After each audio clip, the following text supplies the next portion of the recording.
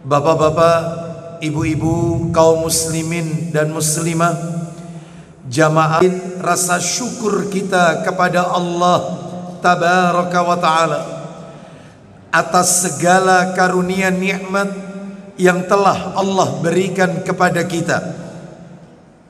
Salah satu dari sekian banyak kenikmatan-kenikmatan tersebut yang kita rasakan pada malam hari ini adalah Allah subhanahu wa ta'ala kembali mempertemukan kita di salah satu rumah Allah dari sekian banyak rumah-rumah Allah yang ada di muka bumi ini, yaitu Masjid Darussalam, dalam rangka melaksanakan amalan-amalan ketaatan kepada Allah subhanahu wa ta'ala.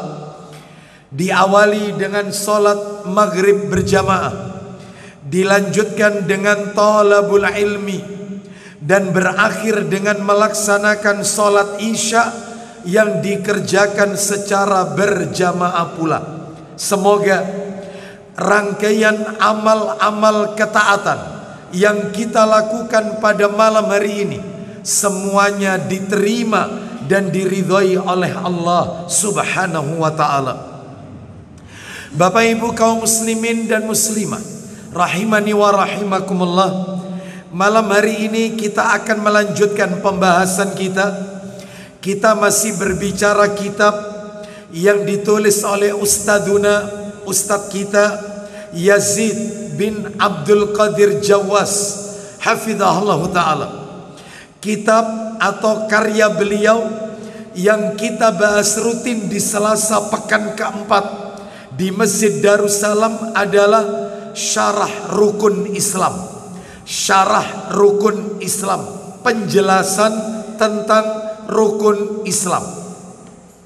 Kita berdoa kepada Allah subhanahu wa ta'ala, semoga guru kita Ustadz Yazid bin Abdul Qadir Jawas hafizahullah ta'ala diberikan kesehatan oleh Allah subhanahu wa ta'ala, dan mudah-mudahan ilmu yang beliau sampaikan kepada umat diberkahi oleh Allah subhanahu wa ta'ala. Bapak ibu sekalian rahimani wa rahimakumullah, terakhir pada bulan yang lalu kita sudah sampai pada pembahasan yaitu untuk syahadat yang pertama, wa asyhadu anna Muhammadar Rasulullah wa asyhadu an la ilaha illallah, yang disebut dengan syahadat tauhid, sudah kita sampaikan dan materi itu sudah tuntas. Kita sekarang sedang berada pada syahadat yang kedua yang disebut dengan syahadat Rasul, persaksian atas kerasulan Nabi Muhammad sallallahu alaihi wasallam, yang berbunyi wa asyhadu anna Muhammadar Rasulullah, dan aku bersaksi bahwasannya Nabi Muhammad sallallahu alaihi wasallam adalah Rasul utusan Allah. Baik, kita lanjutkan materi kita Bapak Ibu sekalian. Kalau tidak salah menurut catatan saya, terakhir pada bulan yang lalu saya sudah menyampaikan tentang 4 konsekuensi, 4 poin, maksud saya 4 poin konsekuensi ketika seseorang itu mengakui bahwasanya Nabi Muhammad itu utusan Allah, wa asyhadu anna Muhammadar Rasulullah. Apa yang sudah kita sampaikan bulan yang lalu, 4 poin tersebut. Yang pertama adalah mengimani bahwa beliau sallallahu alaihi wasallam adalah Rasul yang diutus oleh Allah untuk seluruh alam. Rasul yang diutus oleh Allah untuk seluruh manusia, baik manusia Arab maupun non-Arab, baik manusia yang berkulit putih, berkulit merah, hitam, sawo matang. Rasul diutus oleh Allah untuk seluruh alam, baik kalangan alam manusia, baik itu jin, hewan, tumbuhan, seluruh alam. Wa ma arsalnaka illa rahmatan lil alamin. Dan tidaklah kami mengutus engkau Muhammad melainkan sebagai rahmat bagi seluruh alam. Makanya Bapak Ibu sekalian, tidak ada istilah Islam Nusantara, tidak ada. Islam cuma satu yang dibawa oleh Rasulullah Sallallahu Alaihi Wasallam. Sehingga tidak ada istilah Islam Timur Tengah, Islam Malaysia, Islam Pakistan, Islam Nusantara, tidak ada. Islam cuma satu yang dibawa oleh baginda Rasul Sallallahu Alaihi Wasallam.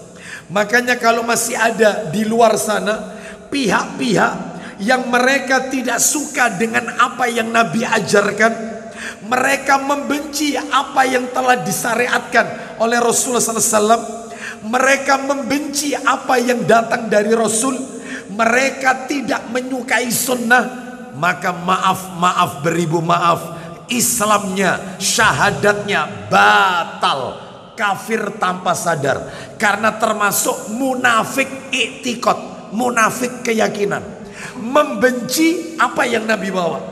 Jadi menurut mereka semua yang datang dari Rasul, semua sunnah Rasul itu cocok diterapkan oleh orang Timur Tengah, nggak cocok untuk kita, yaitu orang Indonesia Nusantara.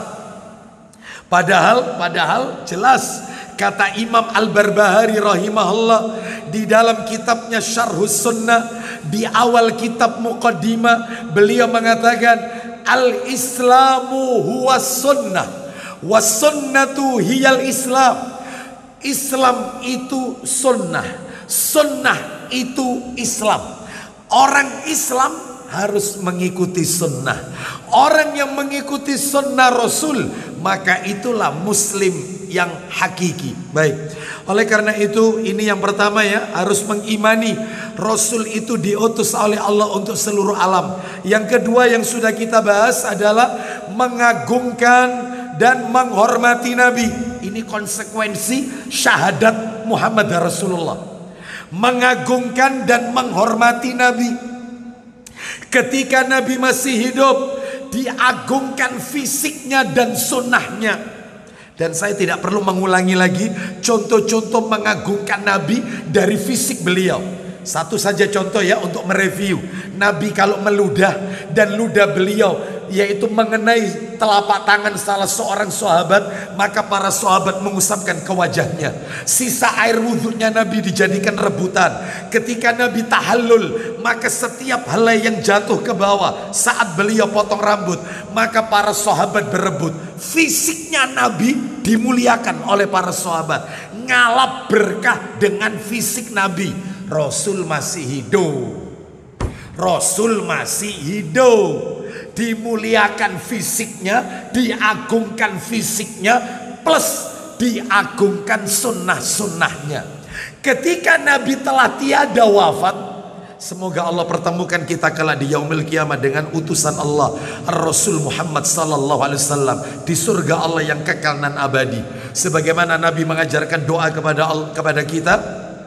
Nabi mengajarkan doa kepada kita, Allahumma inni as'aluka imanan la yartad. Ya Allah, aku memohon kepadamu iman yang tidak akan pernah lepas, wa na'iman la yanfad, nikmat yang tidak akan pernah habis, wa murafaqata Muhammadin sallallahu alaihi wasallam fi a'la jannatil khuldi. Dan aku juga memohon kepadamu untuk dapat menyertai Nabi Muhammad sallallahu alaihi wasallam di surga yang tertinggi, kekal untuk selamanya. Doa itu ada di bukunya Ustadz Yazid Jawas hafizallahu ta'ala, kumpulan doa dari Al-Quran dan As-Sunnah. Diriwayatkan oleh Ibnu Hibban, Nabi ajarkan kepada Ibnu Mas'ud radhiyallahu an. Baik, kita lanjutkan.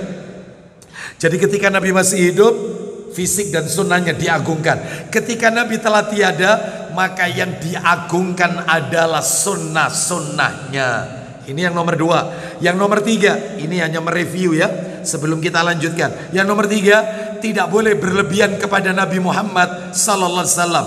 Kenapa? Karena beliau sosok manusia biasa, ya. Dan tidak boleh bersikap hulu. sampai pada taraf uluhiyah, memuji, mengagungkan Nabi sampai dalam taraf ketuhanan. Nggak boleh. Sebagaimana Nabi bersabda dalam riwayat Bukhari, la tutruni kama atratin nasara ibna Maryam. Janganlah kalian memuji-muji saya sebagaimana orang Nasrani memuji Isa putranya Maryam. Memangnya Nabi Isa dijadikan apa oleh orang-orang Nasrani? Tuhan. Mereka mengatakan Tuhan itu tiga, Tuhan Bapa, Tuhan dan seterusnya. Dikultuskan Nabi Isa. Padahal Nabi Isa alaihissalam jelas sekali di dalam Al-Quran Allah sebutkan Nabi Isa alaihissalam berkata kepada Bani Israel, sembahlah Allah, Tuhanku dan Tuhan kalian. Loh, jelas. Dan beliau melarang untuk menyekutukan Allah. Baik, itu ada di surat Al-Maidah ayat 72 itu. Baik, kita lanjutkan. Terus Nabi melanjutkan sabdanya, fa innama ana abduhu faqulu abdullahi wa rasuluh. Karena sesungguhnya aku ini adalah seorang hamba, maka katakan aku ini hamba Allah dan aku ini utusan Allah. Makanya di dalam diri Nabi itu ada dua dimensi. Rasul itu punya dua dimensi. Dimensi seorang hamba, ya menikah, ya punya anak, ya berperang, maaf ya buang hajat, manusia, ya tidur, manusia, ya lupa, Nabi ya lupa loh. Buktinya Nabi sujud sahwi, berarti menunjukkan Nabi pernah lupa jumlah rakaat, yaitu dalam masalah sholat. Andai kata Nabi tidak pernah lupa dalam masalah sholat, insya Allah tidak ada sujud sahwi. Berarti Nabi sama seperti kita, ya lupa, ya menikah, ya punya istri, ya punya keturunan, ya jadi seorang ustadz, membimbing jamaah di masjid, ya berperang menjadi panglima perang di medan peperangan. Sama dengan kita, ya buang hajat, sama. Tapi ada satu sisi yang jangan ditinggalkan. Kan dua dimensi. Dimensi hamba, yang satunya dimensi Rasul. Lalu apa yang sikap kita dimensi Rasul? Ucapannya jangan dipermasalahkan, ucapannya jangan ditolak, karena Rasul utusan Allah. Nah, itu ya. Silakan Bapak Ibu menolak semua ucapan manusia di muka bumi ini, tapi ada satu orang yang ucapannya tidak boleh Anda tolak, Rasul Muhammad sallallahu alaihi wasallam. Baik, itu yang nomor 3. Nomor 4, mengimani bahwa beliau adalah penutup para nabi. Tidak ada nabi lagi setelah beliau, nggak ada nabi lagi setelah beliau. Jadi beliau adalah khotamun nabi, penutup para nabi. Bahkan Nabi pernah mengatakan, riwayat Tirmidzi, andai kata setelah aku ada nabi lagi, andai kata setelah aku ada nabi lagi, niscaya Umar bin Khattab yang akan diangkat oleh Allah jadi nabi. Kenapa kok Nabi mengatakan demikian? Ini menunjukkan tentang keistimewaannya sahabat Umar radhiyallahu an yang memiliki kesempurnaan agama yang luar biasa. Nabi nggak nyebut Abu Bakar loh. Nabi katakan andai kata. Nabi berkata andai kata setelah aku ada nabi lagi, Umar yang bakal jadi nabi. Itu riwayat Tirmidzi Bapak Ibu di juz yang ketiga. Baik. Berarti ini menunjukkan tidak ada nabi lagi. Umar bukan nabi, beliau sahabat nabi, merangkap mertua nabi. Baik, kita lanjutkan nomor 5 sekarang. Lah, malam ini lanjutannya. Konsekuensi ketika seseorang mengucapkan wa asyhadu anna Muhammadar Rasulullah. Jadi tidak gampang orang mengucapkan 2 kalimat syahadat itu. 2 kalimat syahadat itu bukan sekedar klaim pengakuan tanpa pembuktian. Nggak bisa, harus betul-betul direalisasikan. Apa itu buktinya? Buktinya adalah yang nomor 5 adalah ta'atuhu fima amara. Itu yang nomor 5. Apa itu artinya? Mentaati apa-apa yang beliau perintahkan, mentaati, mengikuti apa-apa yang beliau perintahkan. Ittiba Rasul wajib. Jadi kalau ada seorang muslim, ngaku orang beriman, cinta kepada Nabi, tapi kok perbuatannya tidak mengikuti Rasul, tidak mentaati Rasul, maka Islamnya perlu dipertanyakan. Ya, yang namanya ngaku baca syahadat ya harus ikut Nabi, mentaati Nabi. Mana dalilnya? Dalil pendukung. Kita dengarkan. Allah Ta'ala berfirman di surat yang ketiga Ali Imran. Kita kasih dalil pendukung. Ayatnya ayat 31. Ali Imran surat ketiga ayat 31. Kita dengarkan muratalnya. Allah Ta'ala berfirman,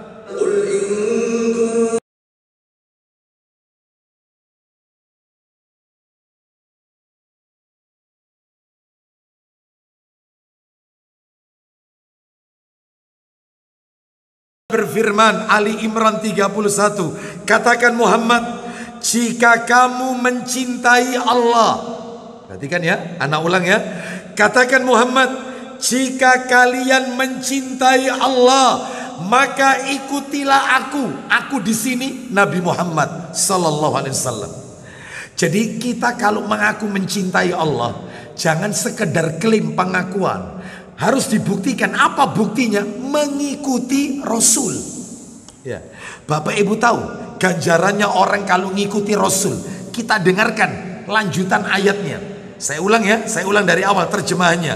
Katakan Muhammad, jika kalian mencintai Allah, maka ikutilah aku di sini Nabi Muhammad SAW. Terus ganjarannya, niscaya Allah akan mencintaimu.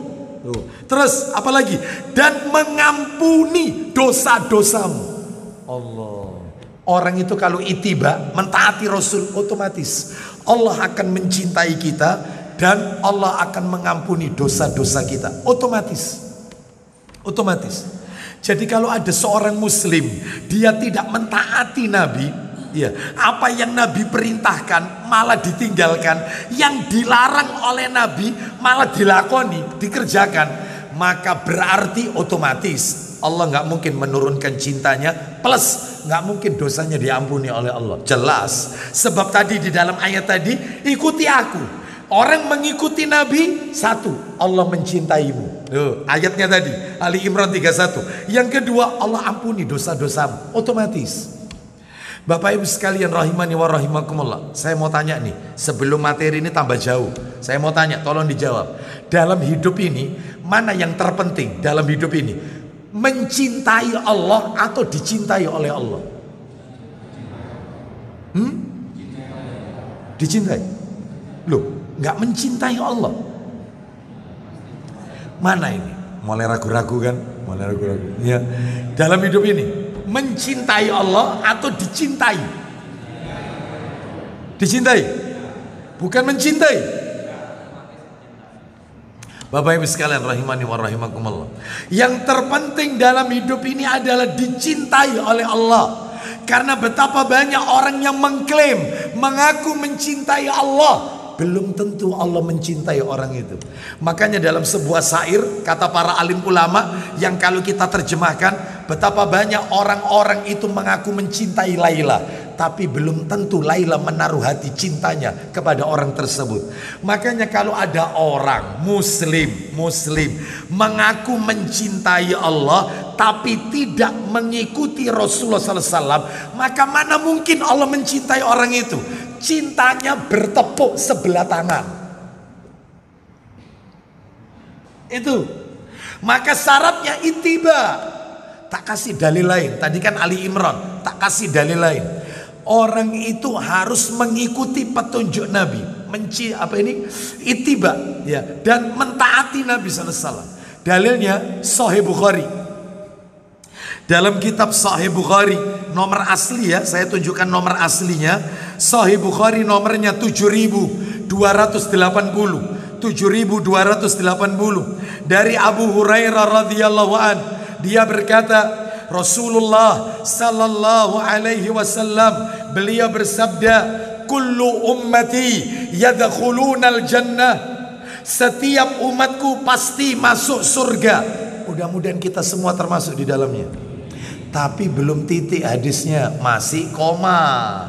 Apa kata Nabi? Illa man aba, kecuali orang yang enggan. Apa ada orang enggan masuk surga? Semua umatku masuk ke dalam surga kecuali orang yang enggan. Makanya para sahabat bertanya, qila, seseorang bertanya kepada Nabi, waman ya'ba ya Rasulullah, memangnya siapa orang yang enggan, yang tidak punya keinginan untuk masuk surga? Qal, Nabi menjawab, man ata'ani dakhalal jannah, Waman asani faqad aba. Siapa yang mentaatiku masuk surga, dan siapa yang mendurhakaiku, tidak mengikuti aku, tidak mentaati aku, itulah orang yang enggan. Jelas sekali.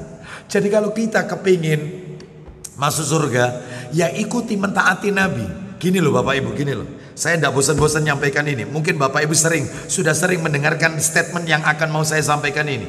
Kalau panjenengan pengen masuk surga, kalau pengen masuk surga, karena itu yang kita minta. Allahumma inna nas'alukal jannah, kan begitu. Kalau kita punya keinginan kuat untuk masuk surga, ikutilah orang yang sudah jelas-jelas masuk surga. Itu aja rumusnya. Ikuti, taati orang yang sudah jelas masuk surga. Loh, siapa yang sudah jelas masuk surga? Rasul dan para sahabat. Ngapain kita mentaati, mengikuti orang yang surganya tidak jelas? Ngapain? Ya.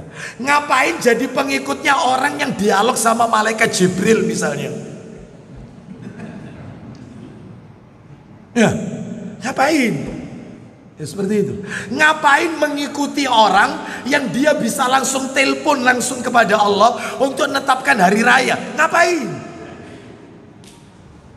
Ikuti orang yang sudah jelas Allah katakan surga, sami'na wa ata'na.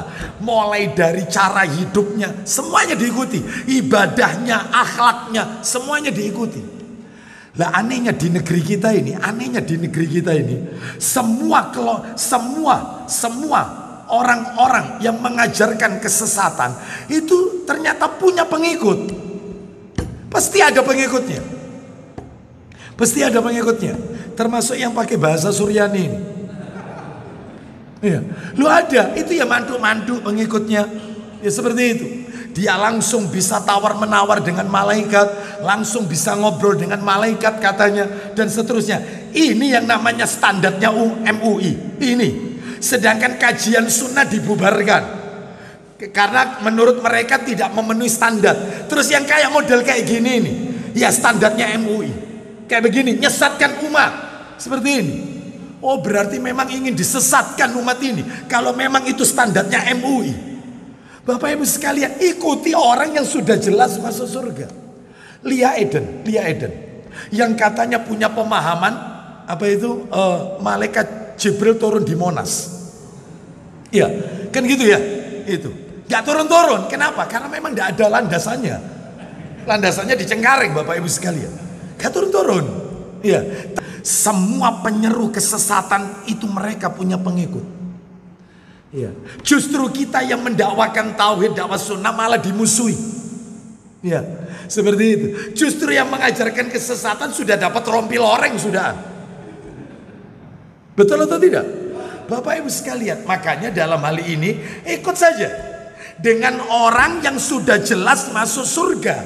Siapa? Nabi sallallahu alaihi wasallam. Tak kasih dalil lagi. Tirmidzi, Sunan Tirmidzi. Nomornya 2641. Nah, ini kita lihat ya. Tirmidzi nomor 2641. Kita bacakan di sini, saya carikan nomor aslinya 2641. Tirmidzi. Nah, kita baca Bapak Ibu sekalian. Ya, bersumber dari sahabat Abu Sa'id Al-Khudri. Oh, sebentar. 2641. Saya salah ngetiknya 2651. 2641. Nah, ini 2641 radhiyallahu an. Nah, ini baru benar ini. Bersumber dari sahabat Abdullah bin Amr bin Al-As radhiyallahu anhuma. Dia berkata, Rasulullah sallallahu alaihi wasallam bersabda. Kita dengarkan. Ya, kita dengarkan. Nah ini Nabi sallallahu alaihi wasallam, wa inna bani Israila tafarraqat ala sintai latan wa menjadi 72 kelompok. Ya. Dan umatku kata Nabi terpecah menjadi 73 golongan. kulluhum finnar, semua golongan kelompok itu masuk ke neraka, illa millatan wahidatan, kecuali satu golongan saja yang selamat masuk surga.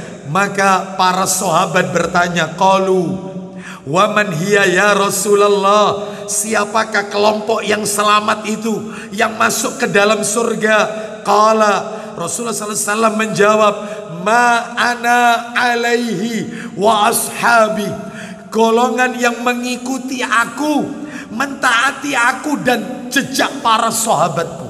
Jadi jelas sekali, jelas ngikuti Nabi dan para sahabat, ya, maka akan masuk ke dalam surganya Allah Subhanahu wa ta'ala. Mudah-mudahan kita semua termasuk di dalamnya. Tak kasih dalil lagi, tak kasih dalil, biar tambah lengkap. Surat At-Taubah ayat 100. Kita dengarkan At-Taubah ayat 100. Surat nomor 9 At-Taubah ayatnya ayat 100. Insya Allah panjenengan sering mendengar minimal ayat ini. Bahkan mungkin di antara kita sudah ada yang hafal. Minimal ayat ini familiar di telinga kita. Allah berfirman, At-Taubah ayat 100. Allah berfirman, was-sabiqunal awwalun.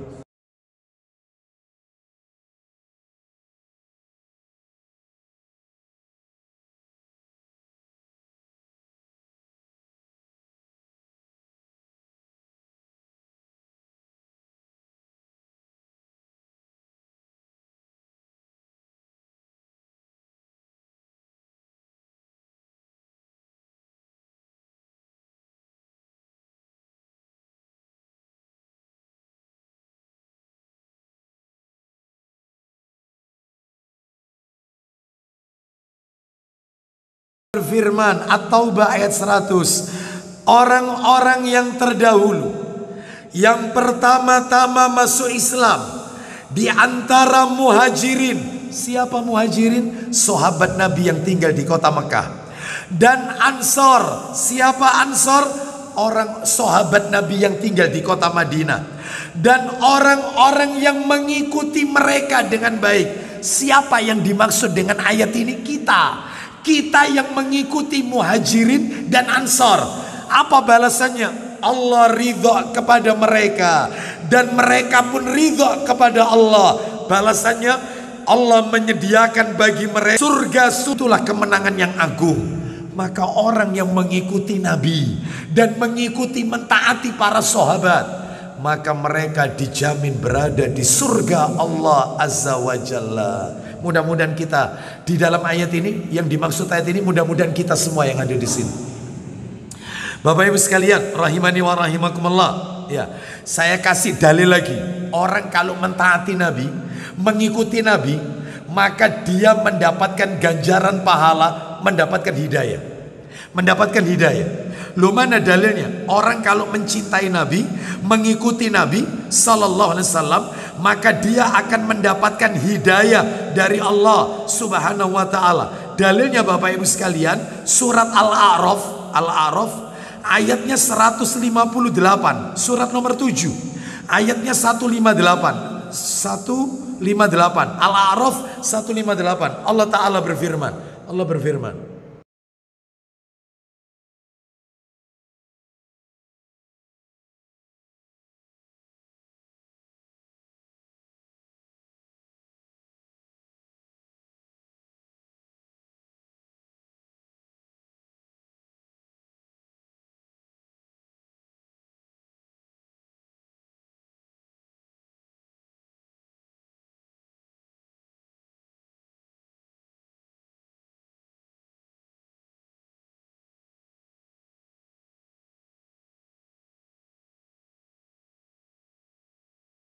Surat Al-A'raf ayat 158. Katakan Muhammad, wahai manusia, semua lo ini ya, wahai manusia, sesungguhnya aku ini utusan Allah bagi kalian semua.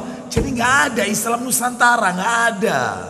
Ya, ini lo dalilnya. Wahai manusia, sesungguhnya aku ini utusan Allah bagi kamu semua yang memiliki kerajaan langit dan bumi. Tidak ada Tuhan yang berhak disembah selain Dia, yang menghidupkan dan yang mematikan.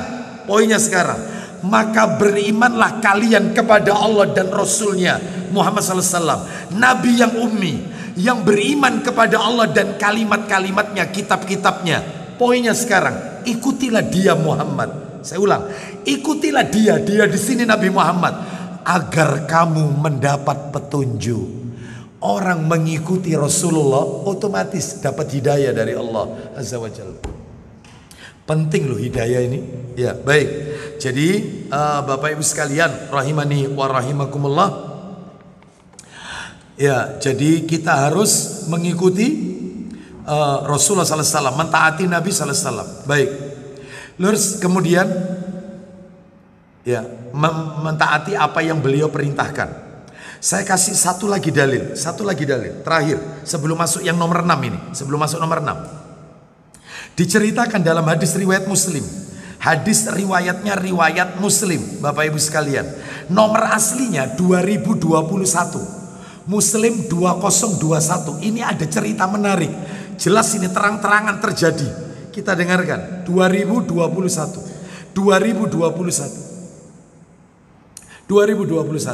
Saya bacakan ya. Dari Iyas bin Salama bin Al-Aqwa, dari bapaknya, dia telah menceritakan kepadanya bahwa ada seorang laki-laki makan di samping Rasulullah sallallahu alaihi wasallam dengan tangan kirinya. Makan dekat Nabi pakai tangan kiri. Lalu Nabi berkata kepada orang itu, "Kul biyaminik." Makanlah dengan tangan kananmu. Orang ini berkata, "La astati." Aku tidak bisa. Nabi menyuruh orang ini untuk makan dengan tangan kanan, berarti tangan kanannya sehat, tangan kanannya sempurna. Maaf ya, maaf. Dia bukan orang yang berkebutuhan khusus. Dia bukan orang cacat, maaf. Sempurna buktinya Nabi menyuruh makan pakai tangan kanan. Tetapi orang ini terang-terangan mengatakan, la astati'. Aku tidak bisa. Berarti kidal. Mulai kecil kebiasaan makan tangan kiri. Kidal orang ini. Apa kata Nabi? Qal lastata'ta. Kata Nabi, kamu tidak bisa. Wong tangan kanannya sehat kok. Nggak bisa. Ma mana'ahu illal kibaru. Qala fama rafa'aha illa fi. Na'udzubillah min dzalik. Kata Nabi sallallahu alaihi wasallam, tidak ada orang yang menolak apa yang aku perintahkan. Tidak ada orang yang menolak apa yang aku perintahkan kecuali orang itu orang sombong. Apa yang terjadi? Orang ini belum meninggal dunia, masih hidup. Tangannya tidak bisa digerakkan ke mulutnya. Lumpuh. Belum meninggal ini sudah kena azab dari Allah. Lumpuh, nggak bisa digerakkan. Belum meninggal. Taat saja sama Rasul, taat. Ikuti aja, ikuti. Sebelum azab menimpa kita. Sebagaimana Allah katakan, merinding saya. Allah katakan dalam surat Ibrahim ayat 44, penyesalan tentang penduduk neraka gara-gara tidak mentaati Rasul sallallahu alaihi wasallam. Surat yang ke-14 Ibrahim ayatnya 44. Kita dengarkan, Allah berfirman, wa andir.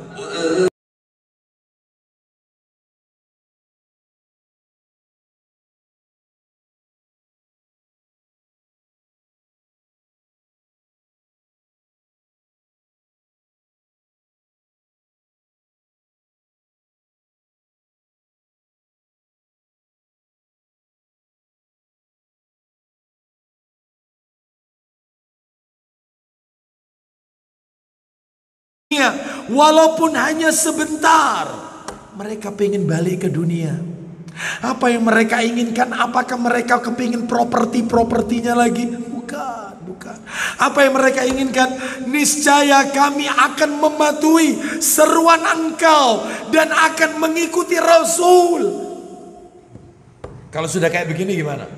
Nasi sudah menjadi bibir, nasi sudah menjadi bubur. Ya, giliran azab sudah di depan mata, baru sadar betapa pentingnya terlambat. Ya ini yang kalau katanya bahasa orang Wisma Tropodo kasep. Ya ini. Ya, kembali, tinggalkan semua ajaran nenek moyang, tinggalkan semua ajaran yang tidak Islam itu datang untuk menfilter budaya, bukan budaya menfilter Islam. Apa? Sebelum Rasul diutus, orang tawaf mengitari Ka'bah dalam keadaan telanjang bulat, dan mereka sambil bersiul bahkan bertepuk tangan. Orang kafir Quraisy tawaf mengitari Ka'bah telanjang bulat, laki perempuan. Maka ketika Rasul diutus, dirubah oleh Nabi. Apa kata Nabi? Laki-laki harus nutup aurat, 2 setel, atasan dan bawahan, pakai ihram, sedangkan wanita nutup aurat. Berarti kalau begitu Rasul datang menfilter budaya Arab tawaf sambil telanjang. Islam itu datang menfilter budaya, bukan budaya menfilter Islam. Jangan dan sunnah tinggalkan. Sami'na wa ata'na, ikut Rasul sallallahu alaihi wasallam. Ya baik, kita lanjutkan. Lah ini yang tidak disukai ya. Kalau ceramah gini insya Allah gak akeh sing ngundang, gak banyak. Gak akeh ya. Makanya ngapain takmir Masjid Darussalam itu manggil saya itu ngapain? Ya. Gak usah ya. Baik, ini nomor 5. Itu karena sebagian orang itu delek kiai itu sing iso apa ini guyon ya gitu ya, dan seterusnya. Baik, kita lanjutkan nomor 5, ta'atu fima akhbara, ta'atu fima amara, maaf, ta'atu fima amara, mentaati apa yang beliau perintahkan. Nomor 6, tasdiquhu fima akhbara, membenarkan semua yang Nabi beritakan, membenarkan semua yang Nabi sampaikan, yang Nabi khobarkan. Sami'na wa ata'na. Nah, tidak boleh mempermasalahkan ucapan Nabi. Tidak boleh ucapan Nabi, hadis Nabi dijadikan bahan cibiran, olok-olokan. Tidak boleh. Ya. Tidak boleh ucapan Nabi, hadis Nabi ditentangkan, dipertentangkan dengan logika, rasio, akal. Karena agama ini bukan produk akal, bukan. Agama ini produk dalil. Makanya katanya Ali bin Abi Thalib radhiyallahu an, andai ya bahwasanya disebutkan orang itu kalau musafir perjalanan jauh dan dia sebelumnya sudah wudhu, maka tidak perlu lepas kaos kaki, tidak perlu lepas sepatu. Bagian atas sepatu itu cukup diusap, maka sholatlah dengan sepatu atau sandal itu. Baik. Katanya Ali bin Abi Thalib, andai kata agama itu akal, mestinya yang diusap itu bagian bawah, karena yang kotor itu bagian bawah. Tetapi justru Nabi mengajarkan diusap bagian atas. Berarti agama itu bukan akal, agama itu bukan logika, agama itu qala Allah wa qala Rasul wa qala sahabat. Itu agama. Apa yang Allah firmankan, apa yang Nabi sabdakan, apa yang dipahami oleh generasi terbaik para sahabat ridwanullah alaihim ajmain. Oleh karena itu jangan menentang apa yang Nabi sampaikan, sekalipun dirasa tidak sesuai dengan logika. Seperti berita Nabi tentang umat-umat sebelum beliau diutus. Ya, seperti tentang Ashabul Kahfi, itu kan diutus sebelum Nabi Muhammad SAW. Kita benarkan. Ada juga berita-berita Nabi yang terjadi di zaman Nabi masih hidup. Contohnya Isra Mi'raj, kita benarkan. Berita Nabi tentang apa ini, hadis-hadis Nabi tentang misalnya ya lalat itu, ambil lalatnya buang, minum airnya, karena salah satu sayap lalat itu mengandung penawar. Oh, sami'na wa ata'na, seperti itu ya. Termasuk hal gaib yang akan terjadi di masa yang akan datang. Hal-hal gaib, turunnya Dajjal, akan turunnya Nabi Isa, akan keluar Dajjal, akan turunnya Nabi Isa alaihissalam, akan muncul Imam Mahdi. Sudah. Terus nanti akan keluar Ya'juj dan Ma'juj dan seterusnya. Nabi menceritakan tentang azab kubur, Nabi menceritakan tentang telaga Al-Kautsar, tentang syafaat, tentang mizan neraca yang akan disiapkan oleh Allah di hari kiamat. Nabi menceritakan tentang sirat, jembatan yang membentang di atas neraka, yang lebih halus daripada rambut, lebih tajam daripada mata pedang. Nabi sallallahu alaihi wasallam mengabarkan kepada kita tentang bidadari, tentang malaikat, tentang neraka.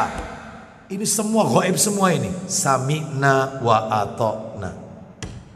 Benarkan ucapan Nabi. Lah itu baru sahadatnya bagus, betul, nggak cacat sahadatnya.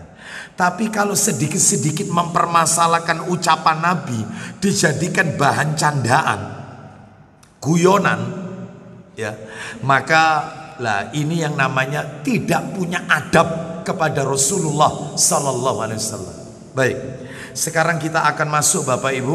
Oh, dalil ya, dalil pendukung, dalil pendukung. Saya kasih beberapa ya dalil pendukung, diantaranya adalah yaitu surat Al-An'am ayat 50.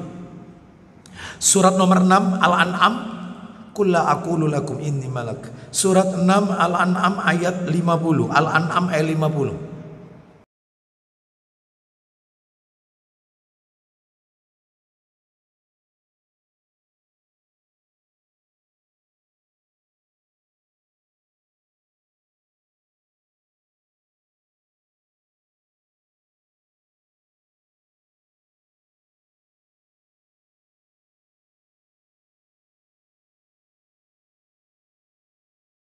Firman Al-An'am ayat 50, katakan Muhammad, aku tidak mengatakan kepadamu bahwa perbendaharaan Allah ada padaku, dan aku tidak mengetahui yang gaib. Aku tidak pula mengatakan kepadamu bahwa aku malaikat. Aku hanya mengikuti apa yang diwahyukan kepadaku.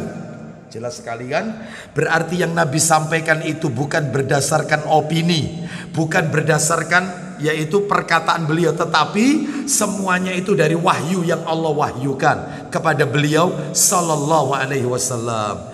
Ada lagi dalil yang lain, yaitu diantaranya adalah surat Al-Jin, surat nomor 72 Al-Jin. Surat Al-Jin itu surat nomor 72. Yarhamukallah. Surat 72 ayatnya 26 dan 27. Al-Jin ayat 26 dan 27. Allah Ta'ala berfirman,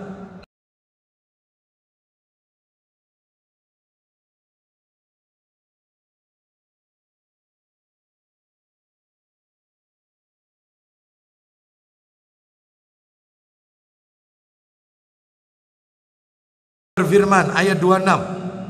Kita lanjutkan dikit. Dia mengetahui yang gaib, Allah mengetahui yang gaib, tetapi Allah tidak memperlihatkan kepada siapapun tentang yang gaib itu kecuali kepada Rasul yang diridhoinya. Maka sesungguhnya dia mengadakan penjaga-penjaga malaikat di depan dan di belakang. Berarti ini semua tidak mungkin Nabi menyampaikan berita gaib kecuali semua itu datang dari Allah Subhanahu wa ta'ala. Bahkan di dalam Al-Quran juga Allah memberikan ancaman kepada Nabi kita apabila beliau beropini. Beliau satu ayat, setelah itu dikumandangkan adzan.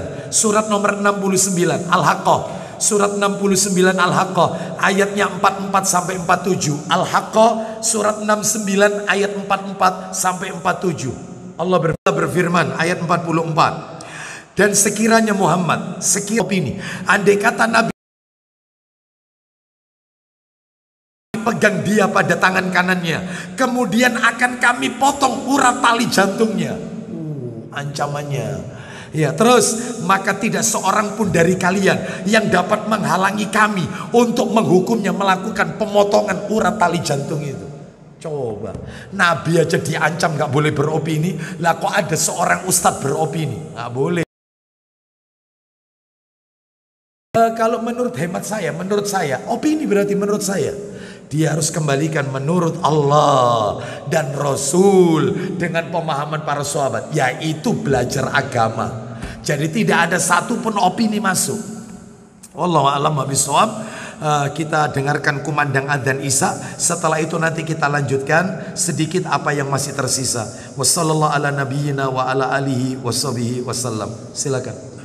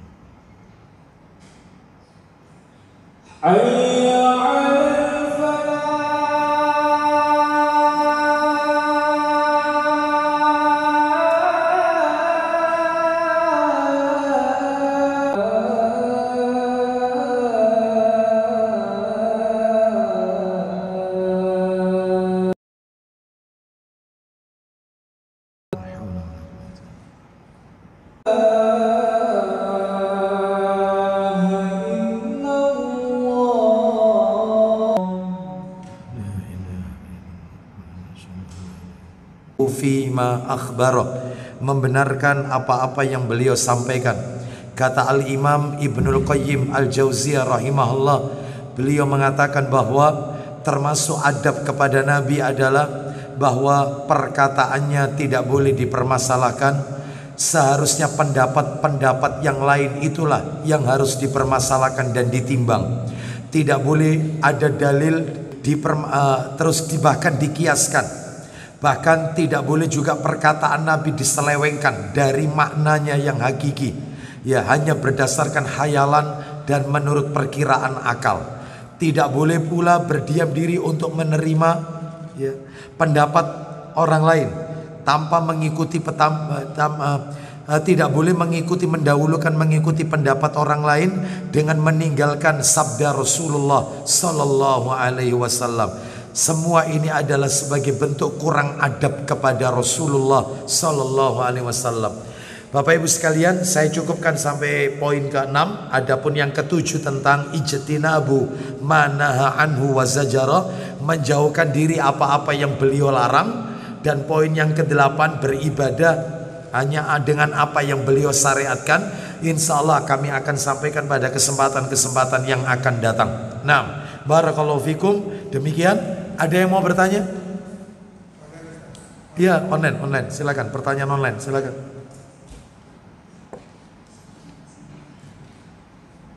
Ada? Iya. Bismillah, Afwan. Mau tanya, kalau makan makanan yang dari tahlilan ke duren atau semacamnya itu, bagaimana hukumnya? Ini pertanyaannya horor. Baik, bagaimana menerima mengkonsumsi makanan yang dari ritual-ritual yang tidak diajarkan oleh Nabi sallallahu alaihi wasallam, apapun itu ya. Baik, tadi sudah disebutkan itu macam-macamnya. Bagaimana ini? Jadi Bapak Ibu sekalian, yang pertama, zat makanan itu halal, maka dalam hal ini sah, boleh kita terima. Hanya saja, atau perbuatan-perbuatan yang tidak ada dasar dari Nabi sallallahu alaihi wasallam, ya, maka itu bisa menimbulkan fitnah. Misalnya muncul beredar di masyarakat kita, tidak mau datang ke acaranya tapi mau makanannya. Nah, anggap itu ya. Maka sebaiknya boleh kita tolak. Boleh kita tolak. Kita tidak menolak rezeki. Kita sampaikan saja bahwasanya masih ada orang-orang yang lebih membutuhkan daripada saya yang berhak menerima makanan ini. Mungkin bisa dialihkan ke tempat yang lain. Itu saja. Kita sampai penghuni lahan tersebut. Jadi kulon nuwun, nah istilahnya. Atau dikirimkan bentuk sesaji dan seterusnya. Maka haram ini untuk kita berebut makanan misalnya di kawah gunung, ya, atau syukur karena Allah telah memberikan nikmat kepada mereka. Ini namanya bentuk syukur yang salah, yang keliru. Bersyukur itu kepada Allah, bukan kepada selain Allah. Lah ini syirik, maka itu tidak boleh dimakan. Tapi kalau makanan-makanan seperti itu dari ritual-ritual, ya acara-acara yang tidak mengikuti petunjuk Nabi, acara-acara bid'ah, gitu ya, maka dalam hal ini hukumnya mubah, boleh kita makan, sah. Tapi kalau muncul fitnah di masyarakat, sebaiknya dialihkan kepada yang lain saja. Wallahu a'lam wa bishawab. Assalamualaikum, bertanya bisnis ini ya, masalah jual beli ini ya, insya Allah kita bahas pada lain kesempatan aja ya, karena memang bukan pada materinya, tidak yang lain ya. Saya mohon maaf tidak bisa menjawab pertanyaan yang ada di kertas ini, insya Allah di lain kesempatan. Baik, kita tutup dengan kafaratul majelis. Semoga Allah meridhoi amal ibadah kita, dan Allah menjadikan kita dan anak keturunan kita, ya keluarga kita, orang-orang yang istiqomah mengikuti petunjuk Allah dan Rasulnya sallallahu alaihi wasallam. Semoga Allah meridhoi semua amal ibadah kita. Wassallallahu ala nabiyyina wa ala alihi washabihi wasallam. Subhanakallahumma wa bihamdika asyhadu an la ilaha illa anta astaghfiruka wa atubu ilaik. Wa akhiru da'wana anil hamdulillahi rabbil alamin. Assalamualaikum warahmatullahi wabarakatuh.